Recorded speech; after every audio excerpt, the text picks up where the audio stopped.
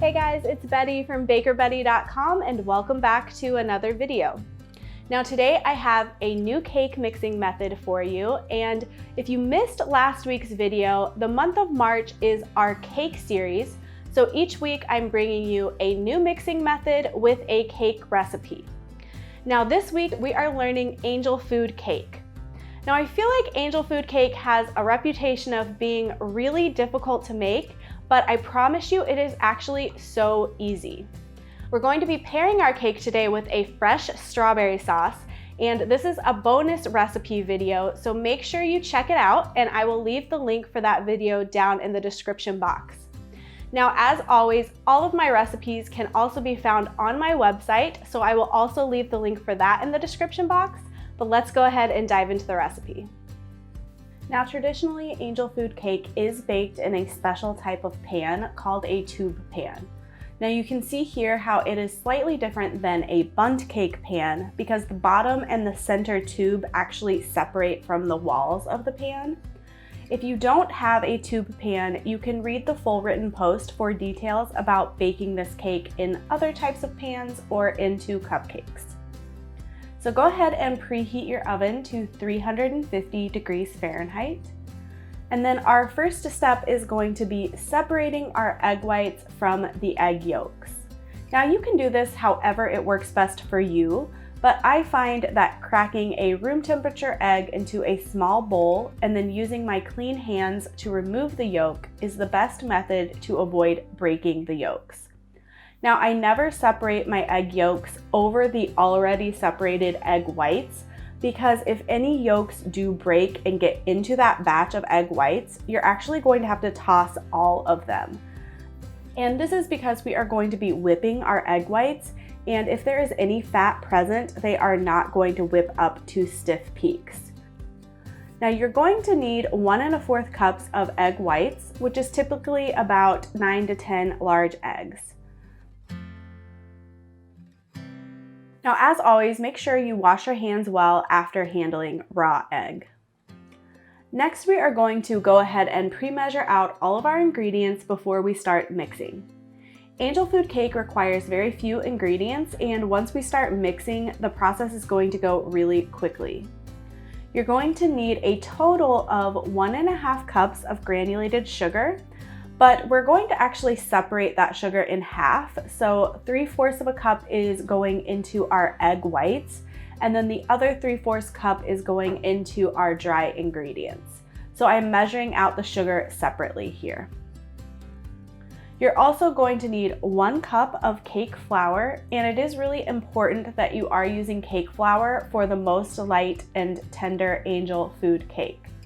Now, if you don't have access to cake flour, you can make a cake flour substitute, and you can see the full written post for details about how to do that. Next, we need a 1/4 teaspoon of kosher salt and 1 teaspoon of lemon zest, and this is actually optional, but I highly recommend adding it for a little extra tangy flavor. And then we're going to need a 1/2 tablespoon of either lemon juice or cream of tartar. And this acidic ingredient is going to help stabilize our egg whites. Now in a mixing bowl, we're going to whisk all of our dry ingredients together. So mix your cake flour with 1 portion of the granulated sugar and the salt, and whisk together until well combined. Next, we are going to whip our egg whites into a meringue. And this is really the key part of angel food cake. The whipped egg whites are going to give this cake such a nice, fluffy, and airy texture. So I've placed my room temperature egg whites into the bowl of my stand mixer, and I'm using the whisk attachment to start whipping them on high speed for about 30 seconds, just until they get a little frothy. Now you can use a hand mixer, but be aware that it does take a little bit longer to get your egg whites to stiff peaks. Now at this point, when your egg whites are a little bit frothy, we're going to add our acidic ingredient. So I'm using lemon juice, but like I said, you could use cream of tartar here. And then I'm going to turn the mixer back on to high speed. After about 1 minute, the whites should look like they are gaining some volume, and we can go ahead and start slowly adding our sugar. So we are using the other half of the sugar that we measured out for our whites, and just start slowly spooning it into the mixer while it is running. Once all of the sugar is added, you can check to see where you are at with your meringue. Mine is at about medium peaks, so I'm going to go ahead and add that optional lemon zest and continue mixing until I get stiff peaks. Periodically check to see where your meringue is at because you don't want to overmix it. It should look really glossy and the peaks should stand up nice and tall. But if your mixture starts to look dry and crumbly, then you have actually overmixed your meringue and you will need to start over. Next, we are going to sift our dry ingredients into the bowl with the egg whites. You want to sift it because you don't want to weigh down the whites.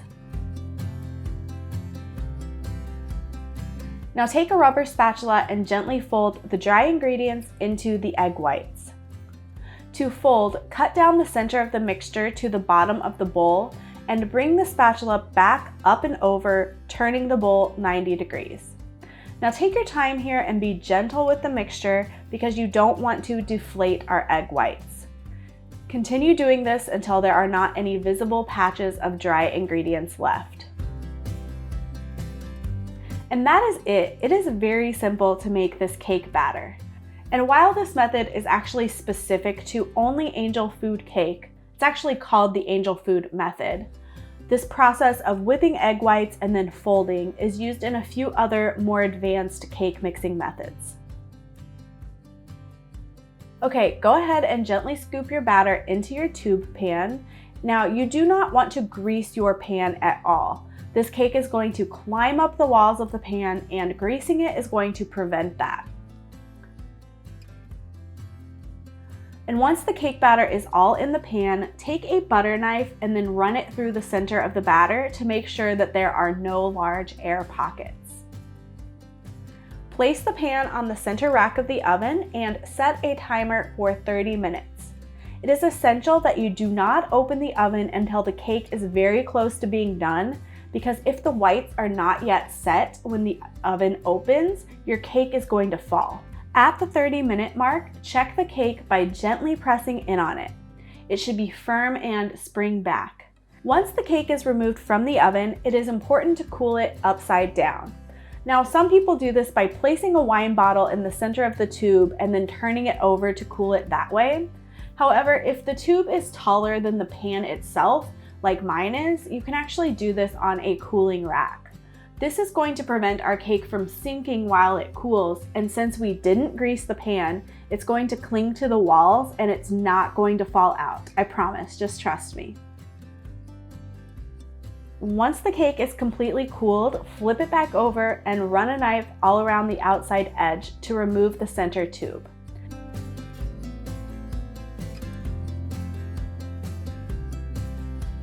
Now go ahead and run a knife along the bottom of the pan as well as around the center tube to release the cake. Flip the cake over so that that smooth bottom is now the top of your cake because it tends to look a little nicer this way. Now you want to use a serrated knife to cut your cake to avoid crushing it, because this cake is so light and tender and airy from all of those egg whites that we whipped. And even though there is no fat in this cake at all, the sugar in the cake actually helps keep it really nice and moist. Just look at how beautiful this cake turned out. It is so incredibly light and fluffy, and it is absolutely delicious all on its own, but I'm actually going to add a few toppings to elevate it a little bit. So I'm going to add some fresh whipped cream, and I do have a recipe for this on my website. I'll leave the link down in the description box.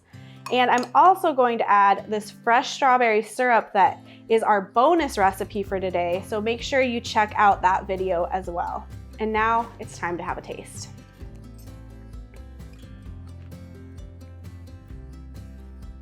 It is so light and airy. I mean, it's almost like a cloud. It's so fluffy, and that fresh whipped cream and those strawberries just really elevates it. I cannot wait to hear what you guys think of this. I encourage you to try it because it is such a simple recipe to make. Now, I really hope you enjoyed this recipe tutorial, and if you did, please give it a thumbs up. If you have any questions, you can leave those down in the comment section and I will be happy to answer those. And I'm also going to leave the link for the entire playlist of our cake series down in the description box so you can watch all of those videos. If you aren't already subscribed, go ahead and hit that subscription button and ring the notification bell so you never miss a video. And you can follow me at Baker Bettie on Instagram and on Facebook. And I'll see you guys next week with another recipe tutorial. Bye.